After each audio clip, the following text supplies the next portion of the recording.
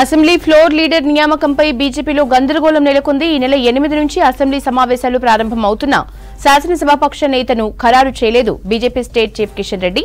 గత assembly సమావేశాల్లోనే floor leader ని ప్రకటిస్తారని ప్రచారం జరిగింది. అయితే ఇప్పటికీ తేల్చలేదు బీజేపీ హైకమాండ్. గతంలో జీహెచ్ఎంసీ ఫ్లోర్ లీడర్ విషయంలోనూ ఆలస్యం జరిగింది. బీజేపీ అసెంబ్లీ ఫ్లోర్ లీడర్ రేసులో 4 ఉన్నారు. బీసీ నేతలు పాయల్ శంకర్, రాజాసింగ్, ఓసీ నేతలు ఏలేటి మహేశ్వర్ రెడ్డి, వెంకటరమణారెడ్డి పేర్లు వినిపిస్తున్నాయి. అసెంబ్లీ ఫ్లోర్ లీడర్ ఎంపికపై బీజేపీలో గందరగోళంపై డీటెయిల్స్ శ్రీను అందిస్తారు. Srinu, BJP assembly floor leader ఎంపిక ఎందుకు ఆలస్యం అవుతోంది? ఆ పార్టీ నేతలు ఏం చెప్తున్నారు? Yashoda, Bharatiya Janata Party assembly floor leader ఎంపిక విషయంలో కొంత నాన్చుడు ధోరణి అవలంబిస్తున్నట్టుగా కనపడుతుంది. ఒక గందరగోళమైనటువంటి పరిస్థితి నెలకొన్నది.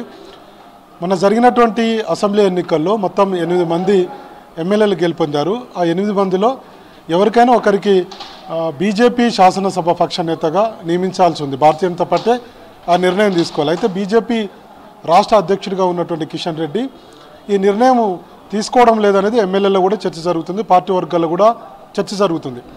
వాస్తవానికి గత డిసెంబర్ 28వ తారీఖున తెలంగాణ రాష్ట్రానికి అమిత్ షా వచ్చారు.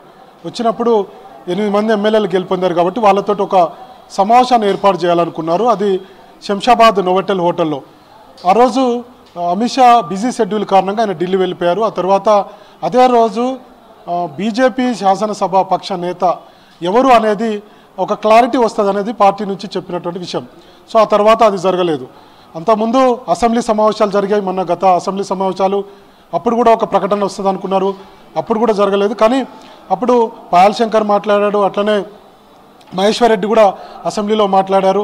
సో కానీ ఎల్పీ లీడర్ ఎవరు అనేది క్లారిటీ రాకుండా పోయింది. ఇప్పుడు 8వ తారీఖు నుంచి మళ్ళీ అసెంబ్లీ సమావేశాలు, బడ్జెట్ సమావేశాలు ప్రారంభం కాబోతున్నాయి.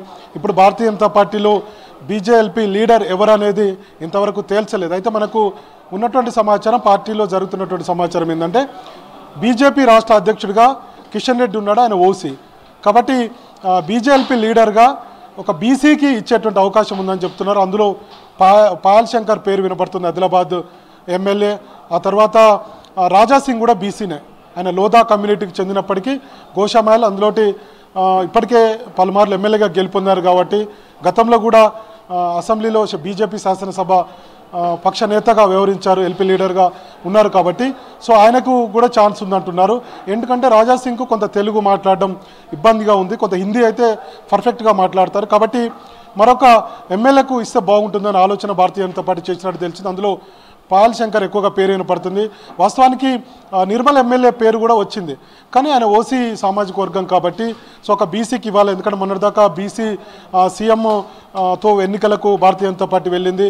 సో కొంత ఈ మధ్యకాలంలో భారతీయ జనతా పార్టీ మీద విమర్శలు వస్తున్నాయి, అంతా ఓసీలకే పదవులు కట్టబెడుతున్నారనేటువంటి ఒక చర్చ బీజేపీలో జరుగుతుంది. మనం జిల్లా అధ్యక్షులు చూసినా, రాష్ట్ర కార్యవర్గంలో చూసినా, రాష్ట్ర ప్రధాన కార్యదర్శుల్లో చూసినా, ఎవరు చూసినా కొంత ఓసీలకే ఎక్కువగా ప్రయారిటీ ఉన్నది భారతీయ జనతా పార్టీలో ఉన్నటువంటి చర్చ. కాబట్టి బీసీ వైపు బొగ్గు చూపుతున్నట్టుగా తెలిసింది. అందులో పాయల్ శంకర్ కానీ, లేదంటే రాజాసింగ్ కానీ, లేదంటే ఒకవేళ బీసీకి శాసనసభ పక్ష నేతగా ఇచ్చి ఆ తర్వాత ఓసీకి డిప్యూటీ ఫ్లోర్ లీడర్ ఇచ్చేటువంటి అవకాశాలు కూడా లేకపోలేదని అంటున్నారు. అదే కనుక జరిగితే పాయల్ శంకర్కు ఫ్లోర్ లీడర్గా ఇచ్చి డిప్యూటీ ఫ్లోర్ లీడర్గా నిర్మల్ ఎమ్మెల్యే మహేశ్వర్ రెడ్డికి ఇచ్చేటువంటి అవకాశాలు అయితే ఉన్నాయని తెలుస్తుంది. సో ఫైనల్గా ఇంకా నిర్ణయం తీసుకోవాలి. అయితే ఈ విషయంలో కిషన్ రెడ్డి ఎందుకు అంత సీరియస్గా దృష్టి పెట్టడం లేదనేది కూడా 8 మంది ఎమ్మెల్యేలో చర్చ జరుగుతుంది, పార్టీ వర్గాల్లో కూడా చర్చ జరుగుతుంది. గతంలో జీహెచ్ఎంసీ ఫ్లోర్ లీడర్ నియామకం విషయంలో కూడా కిషన్ రెడ్డి రాష్ట్ర అధ్యక్షుడిగా ఉండి లేట్ చేశారనేది ఒక చర్చ ఉంది. అంటే అప్పుడు బండి సంజయ్ అధ్యక్షుడిగా ఉన్న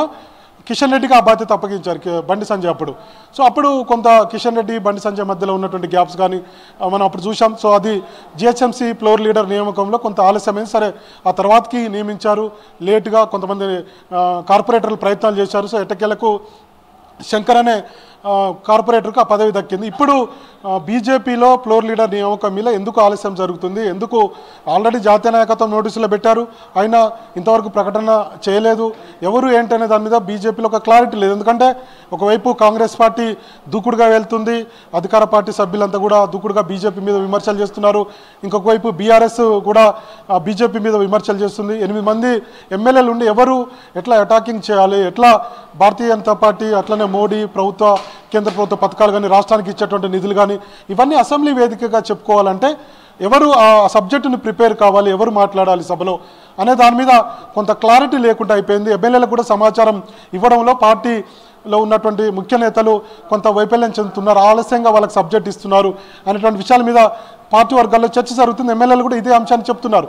కాబట్టి ఫ్లోర్ లీడర్ ఎవరు అనేది ఒక క్లారిటీ ఇస్తే ఆ వ్యక్తి మిగతా ఆ ఎమ్మెల్యే ఆ ఫ్లోర్ లీడర్ మిగతా సభ్యుల్ని కోఆర్డినేషన్ చేసుకొని ఎవరు సభలో మాట్లాడాలి, ఆయన మాట్లాడిన తర్వాత ఎవరు కొంత మిగతా కాంగ్రెస్ పార్టీ మీద కానీ సభ్యుల మీద కానీ బీఆర్ఎస్ సభ్యుల మీద కానీ విమర్శలు చేయడానికి ఆస్కారం ఉంటుంది. ఆ స్పేస్ లేకుండా అయింది, ఒక అటాకింగ్ మోడ్ లేకుండా ఉంది సభలో.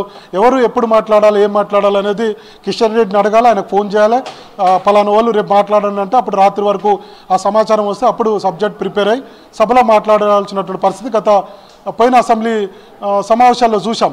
సో ఇప్పుడు బీజేపీ ఎమ్మెల్యేలు అదే చెప్తున్నారు పదే త్వరగా ఎవరు ఫ్లోర్ లీడర్ అనేది చెప్తే దాన్ని బట్టి మేము ప్రిపేర్ కావడానికి ఉంటుంది, సభలో మాట్లాడడానికి ఉంటుంది.